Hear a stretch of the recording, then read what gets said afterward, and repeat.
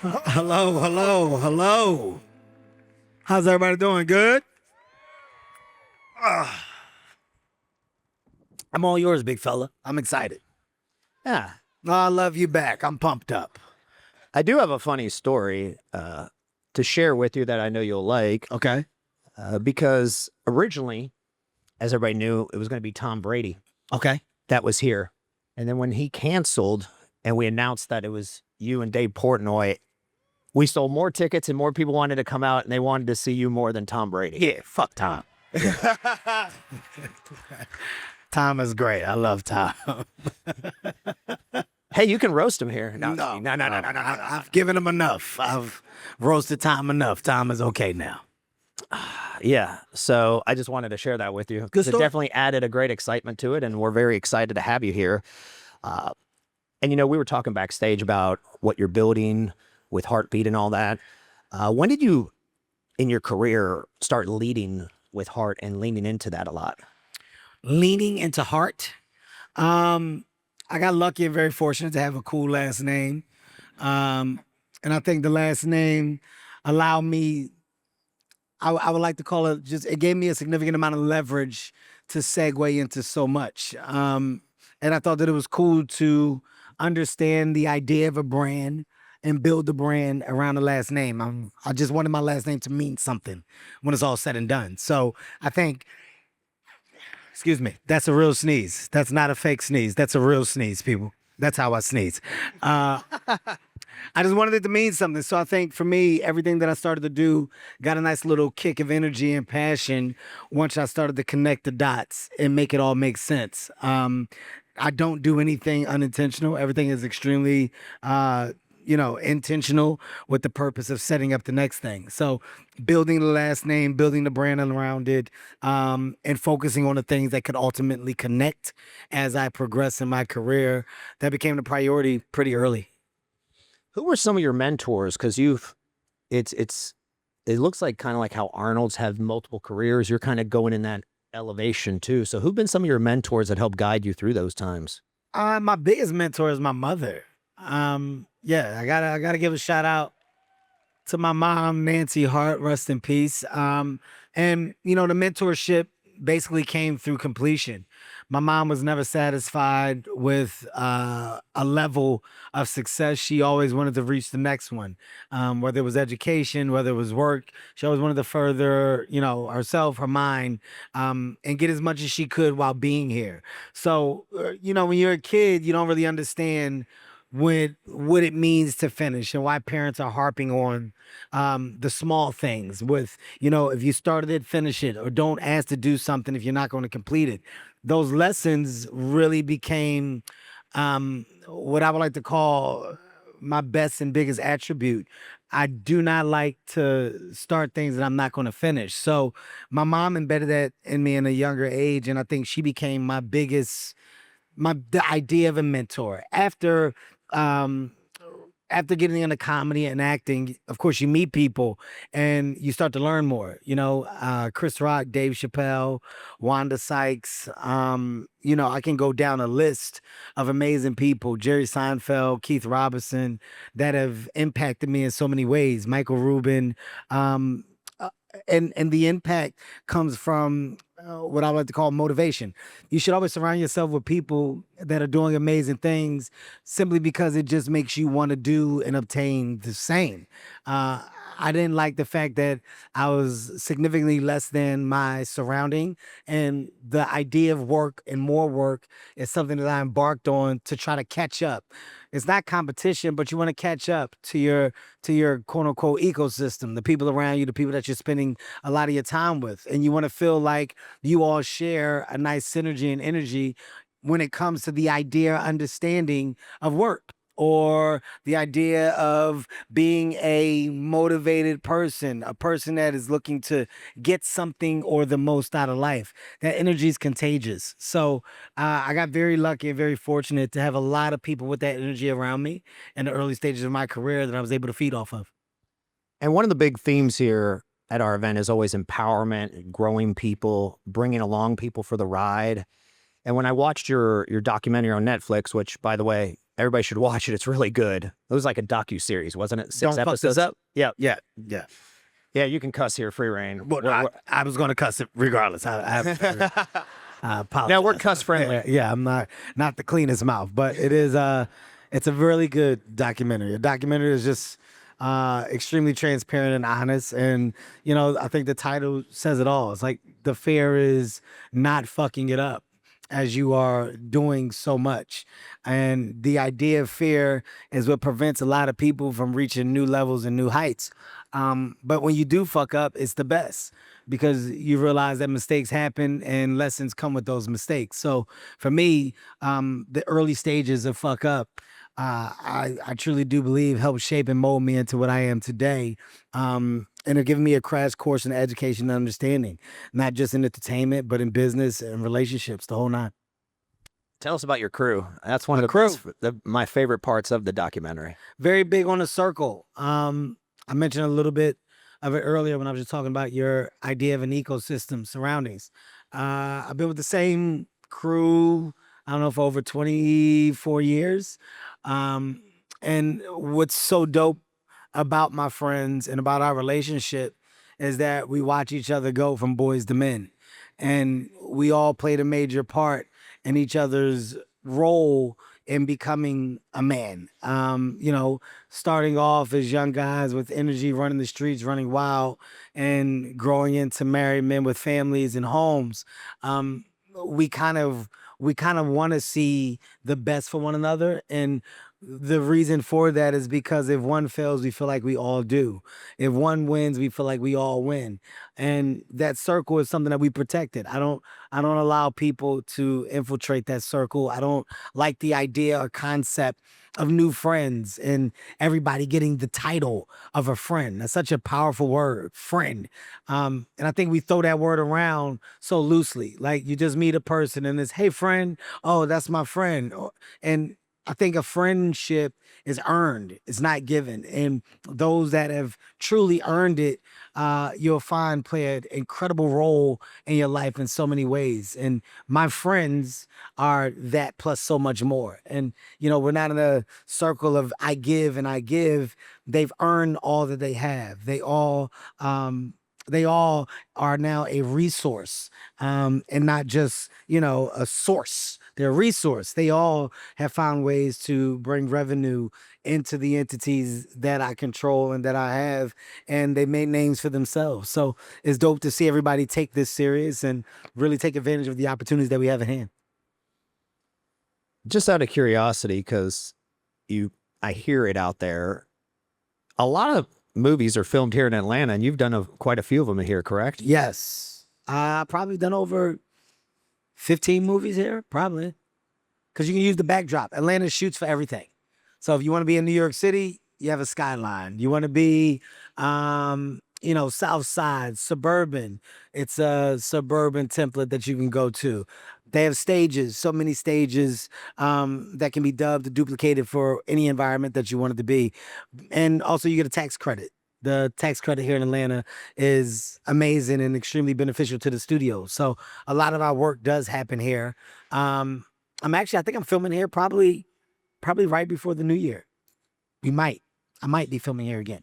I don't know. I hope I am, but I don't know. I would prefer home, but I don't know if we can. Gotcha.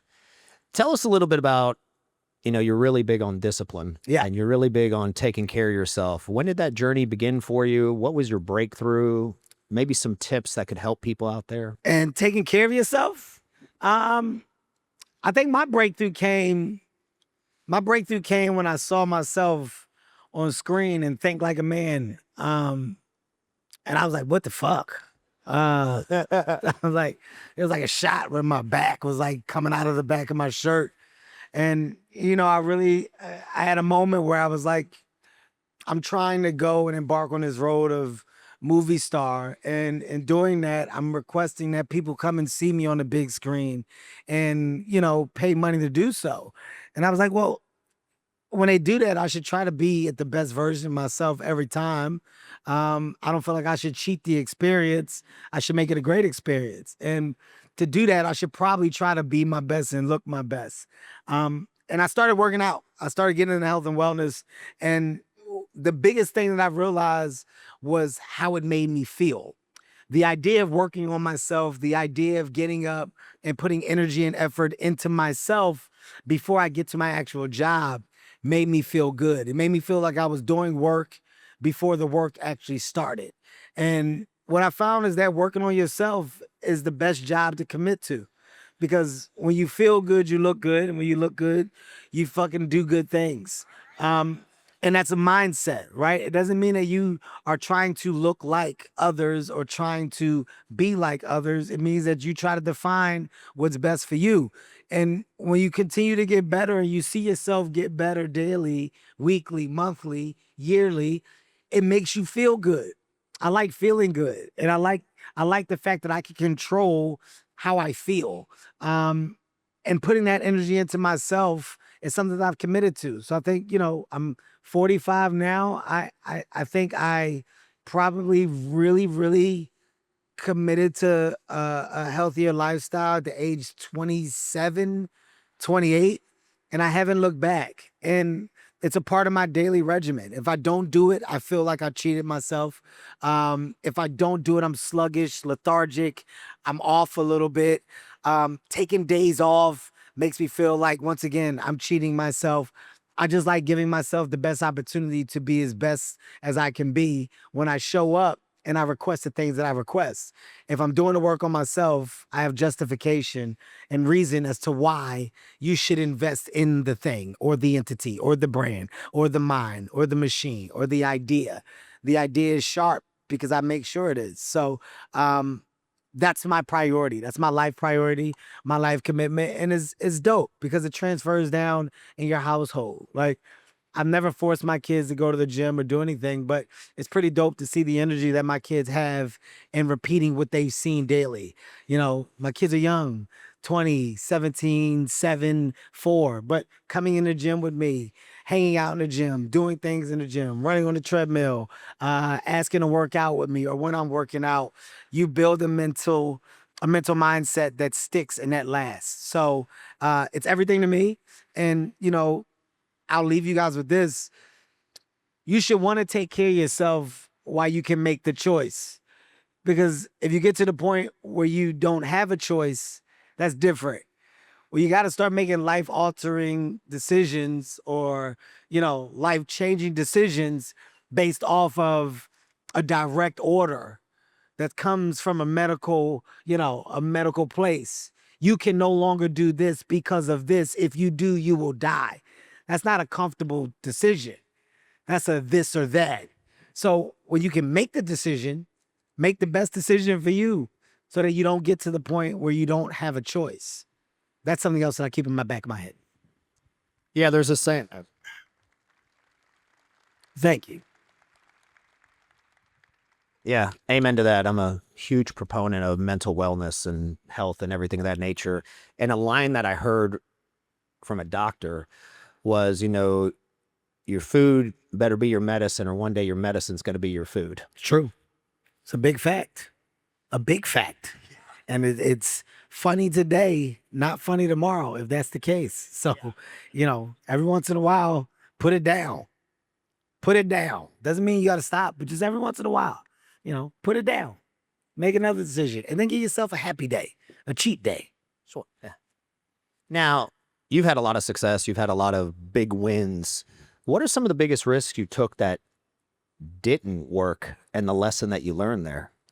The biggest risk that I took that didn't work, I think they all worked.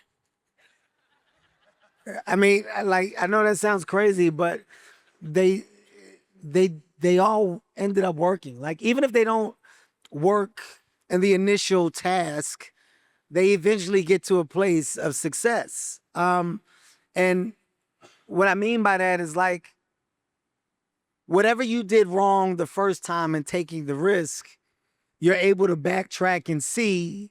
And then when you go and have your second attempt, you're either coming with more ammunition of understanding or personnel and relationships. But eventually the risks do pay off. you don't get new things in our world without people that have not taken risks. Like every new thing, every new creative, every new idea, it's coming from somebody that said, fuck it, everybody's going this way. I'm gonna go this way.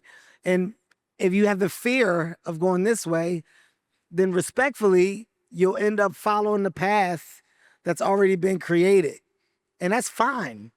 That's okay. It's nothing wrong with that. It's nothing wrong with going the way that you know leads to a thing.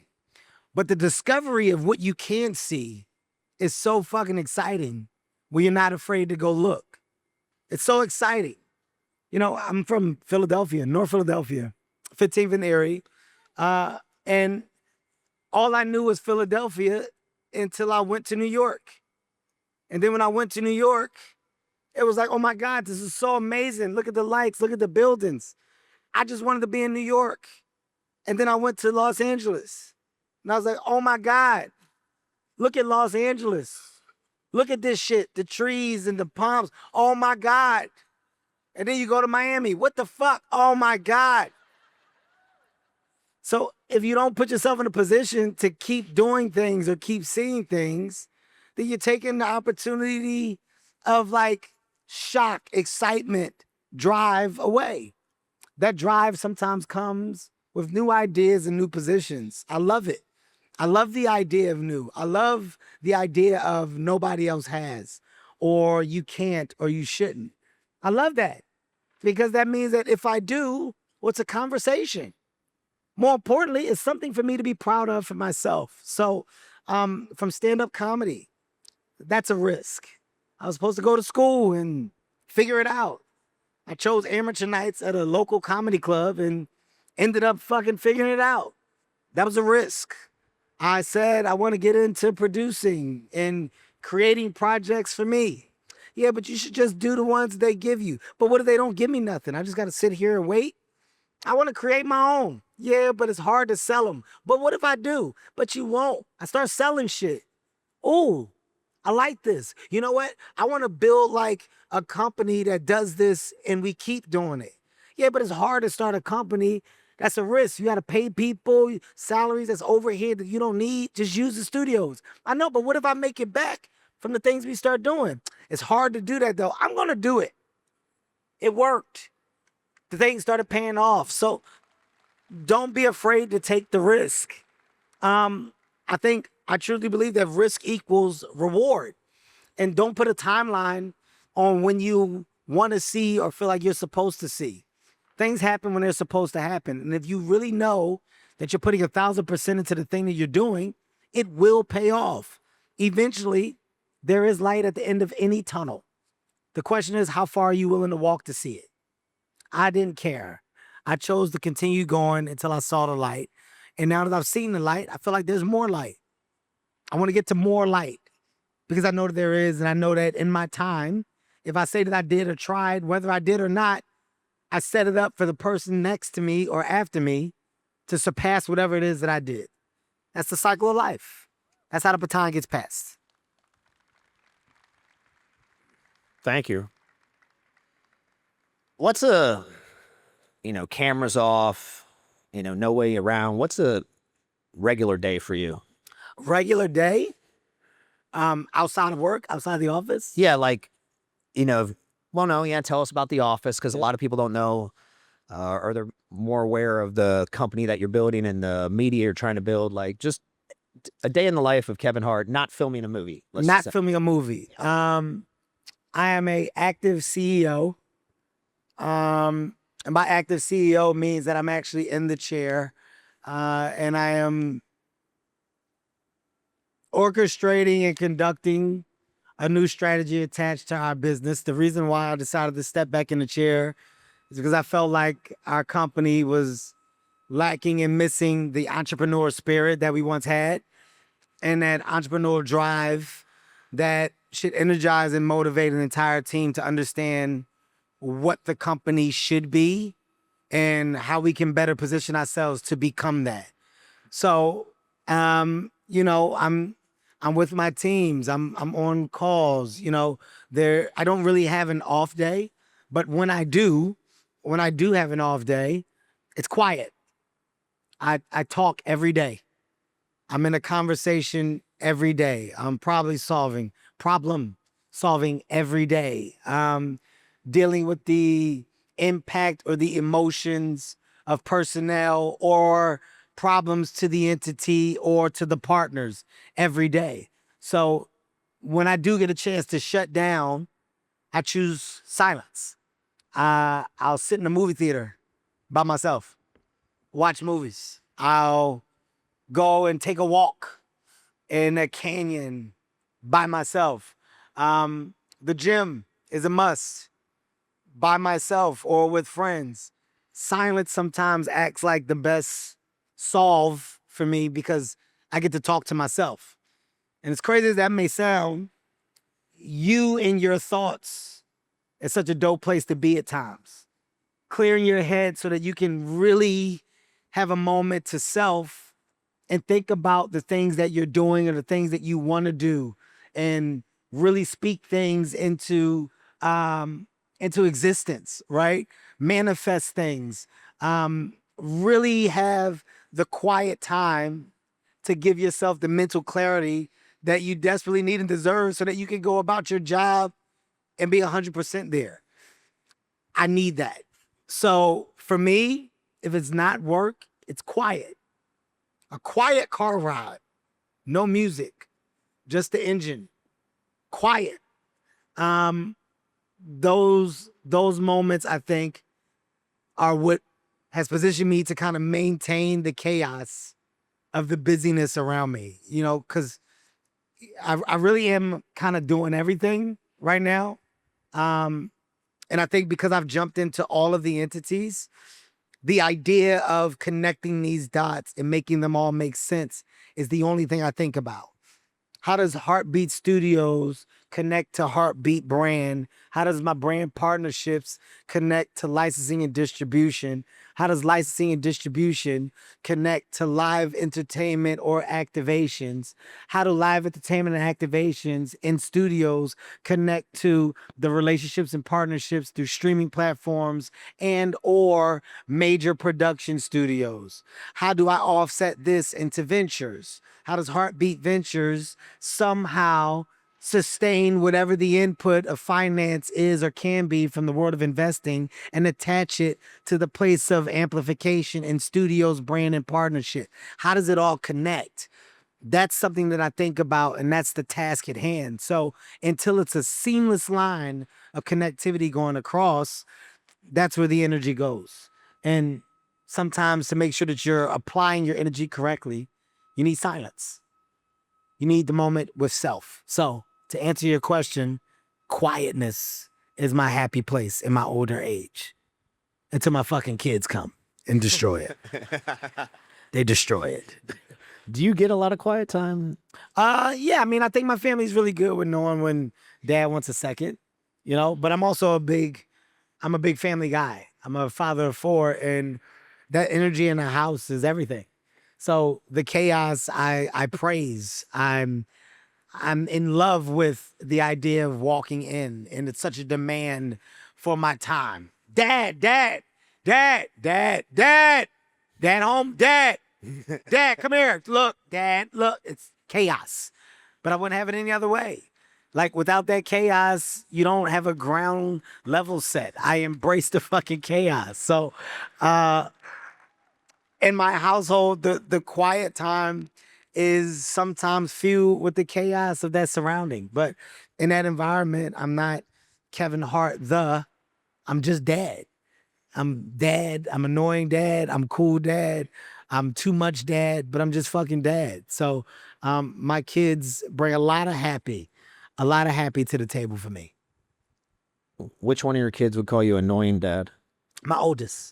My oldest daughter Heaven thinks I'm fucking annoying as hell, but that's my job. My job is to be annoying to my oldest daughter. And if any father in here has an older daughter, it's your job to annoy the fuck out of your daughter. Like in her older days, in her older years, get on her nerves. But I couldn't be more proud of the young woman that she's becoming. She's in college, second year, and thriving, and wants to be in the business, but not because I'm forcing her, but because she's been around it and she has an idea what she wants. My daughter's into uh, producing and writing and directing, and she's been interning and just around me for so many years, and to see her kind of start to shape and mold it into what she has today, it's dope. Those are the wins as a parent. When you see the parenting working, not because you're looking for it, but because it just presents itself. When it presents itself, I think those are the biggest opportunities to smile for me as a father. When you see your kids implementing a life lesson that you didn't know if it was received or not. I didn't know if it registered or if they got it. When I see it kick in and I see it hit correctly, that's special to me. That makes me feel like it's a job well done. So, I hope and pray that my kids all continue to do what they're doing and go above and beyond. But I gotta say, man, I'm honestly very lucky with the people that I have as children. They're good people, and that's the biggest pat on the back for me. Yeah, it's good to hear.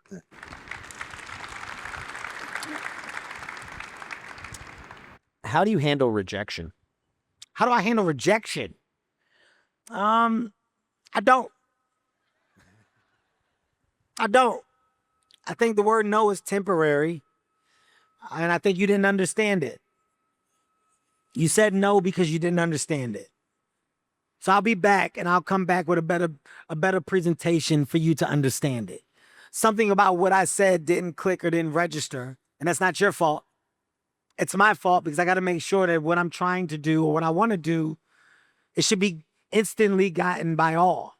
And if it's not, well, some should, which gives it the opportunity to have some legs or some bandwidth. There's not a movie that I've done that studio hasn't said no to at some point in time. Every first script that I thought was great, in their eyes, was not great. It was not good. No, we don't want to do it. I had to go back, revamp it, figure it out, but they eventually got made. There's not a movie that I have set out to do as a star that I have not done. It doesn't matter. I'm going to do the movie. This is a good movie. I like this idea. It's not for us. It will be. I'll be back. I'll be back, and I go figure out who the best writers that I can attach to, who can rework, revamp, who can amplify or make it better, shape, remold. Every piece of rejection should come with a piece of excitement of change. It's temporary. So I think the biggest things that I probably heard no from, where it demanded a crazy amount of work, is when I jumped into the space of VC, when I got into the space of venture.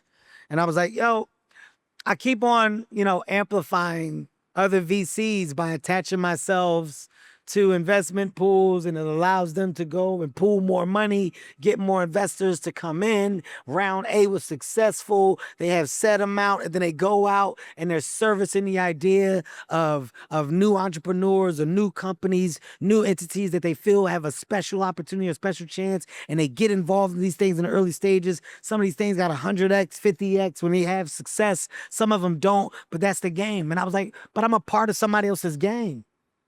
Why can't I control the game? And I was like, I'm going to start my own VC. I'm going to call it Heartbeat Ventures, and I'm going to go out. I'm going to figure out how to get a financial institution to support and back me. Holy shit, Chase is my partner. I'm the face of Chase. Chase, this is what I want to do. You should support me in this idea. Well, what's the idea? And I had to give them a presentation and pitch of why me jumping into the VC world would be special and different from their other people in their space that's doing it already. And I had to convince them why they should go and get people in their financial institution to come and invest in Heartbeat Ventures. But without them leading around, I don't have the credibility. So I had to go get the credibility, then go get other people to come in. And I ended up raising money to do what I saw other people doing and have a crazy amount of success because I just wanted the opportunity to control my version.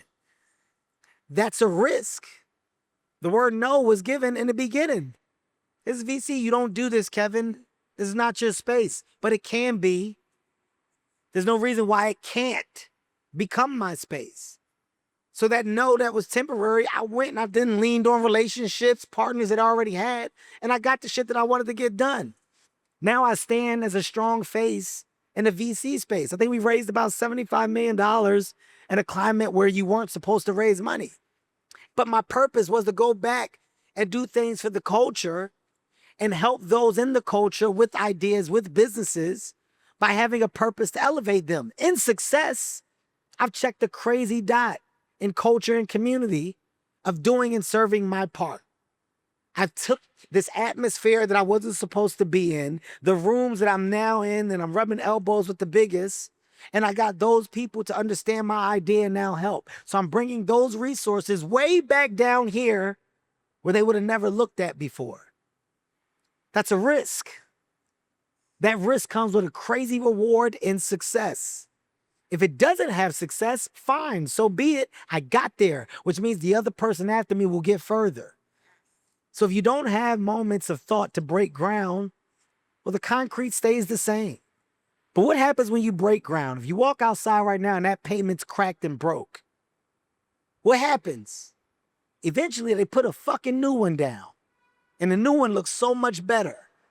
You ever see a street where it's new pavement and then it goes into the old pavement? And you go, why didn't they keep it going?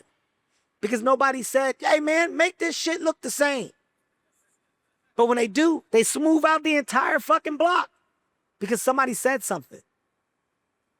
With that being said, ask yourself, are you the person that's going to say something? Are you the person that's just going to walk on the fucking typical ground and be okay with it? Cracked, not cracked, half paved, unpaved. I like creating new pavement. I like breaking ground and making new shit. That's what I do. That's my purpose. That's why I find a significant amount of happy. So the rejection is temporary. It's never long lasting. I'll be back. And when I do come back, I'll get the thing that I thought I should have had the first time. That's a mindset.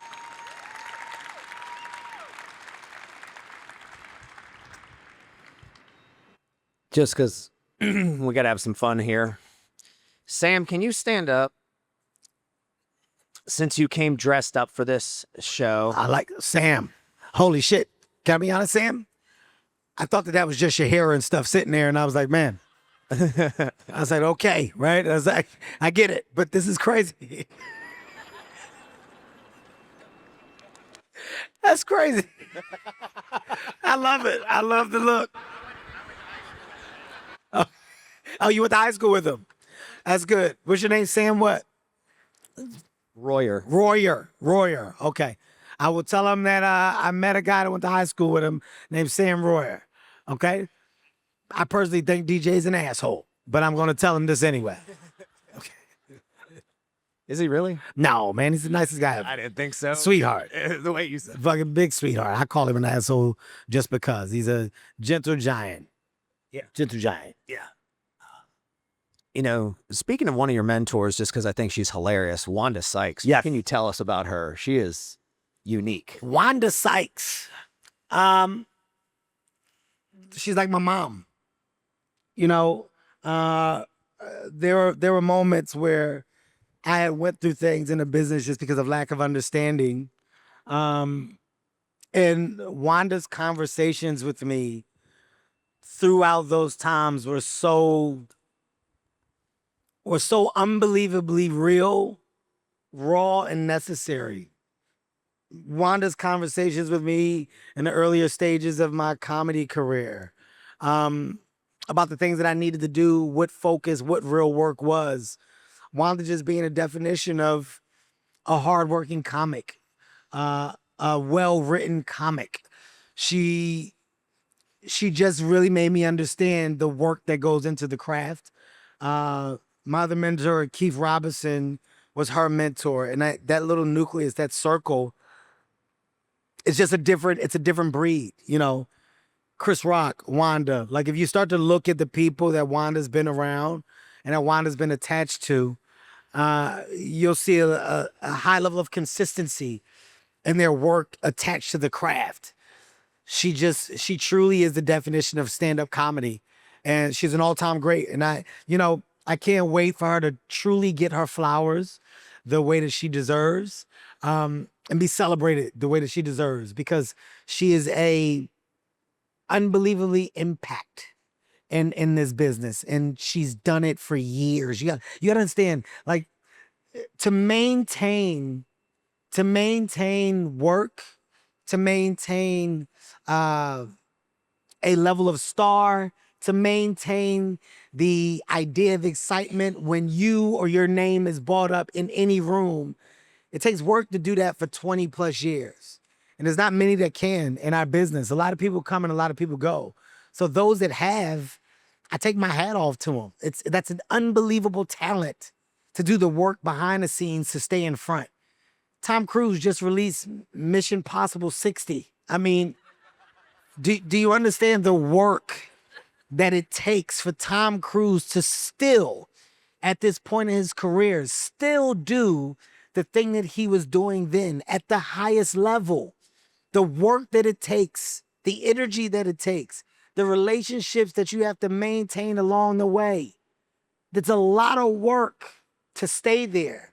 More importantly, it's a lot of work to want to be there still.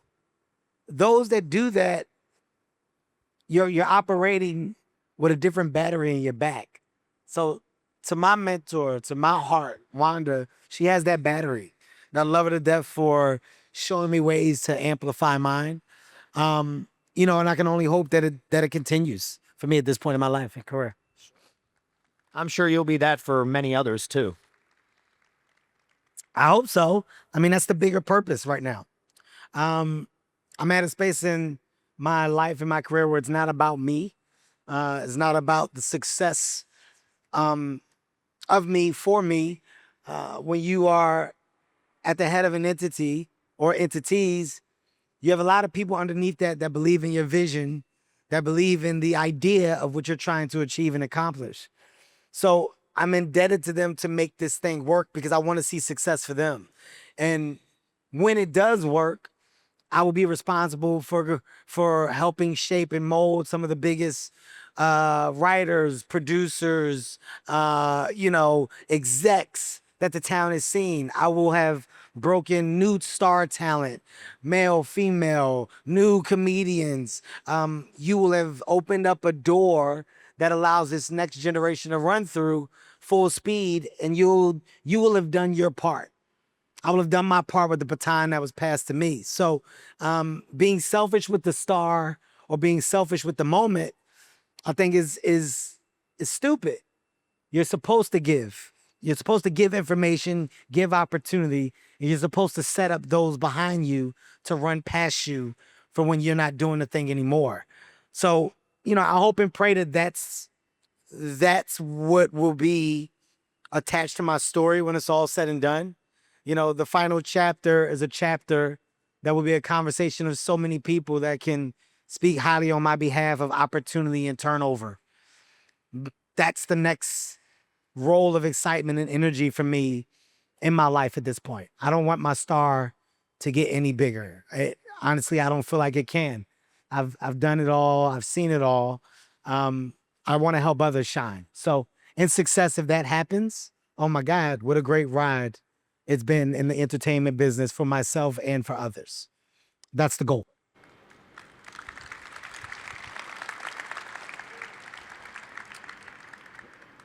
Well, Kevin, it's been a complete honor. Thank you. I know that you're a very busy man to come speak to this crowd, and definitely, I don't think we could have had a better person to close it out. Thank you. Thank you.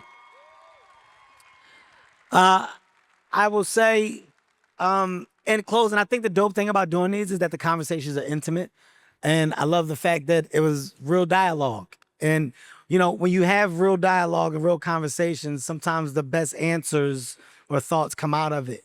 I hope that some things that I said registered to you in some way, shape, or form. I hope that there's energy that you're able to take from this conversation and apply to the world of what you do or what you want to do.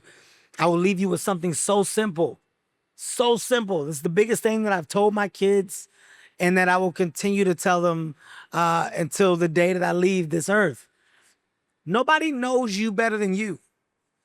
Nobody knows what you're capable of. Nobody knows what you can achieve. Nobody knows what you can put your mind to more than you. And if you really grab that at the simplest level, I promise you, attaching yourself to any task, it becomes easier. Because the idea of making yourself happy, the idea of doing things and making yourself feel good, about completing things, doing things, or being a forward thought or a first step to, it will make you feel so good about everything that you grab or everything that you want to grab in life. Because it's all self-driven. Have the self-drive. Don't look for the drive from others. Have it for yourself. If you crack that code, life gets easier. Be great because you feel you can be and because you want to be, not because others want you to be. Have it there first. Make sure it's in you. And then other people get the energy from you based off of what you know you can give. That's my one life lesson that I love to give and leave you with. This has been dope as fuck, and I appreciate you guys for listening. Thank you guys so much, man. Thank you very much.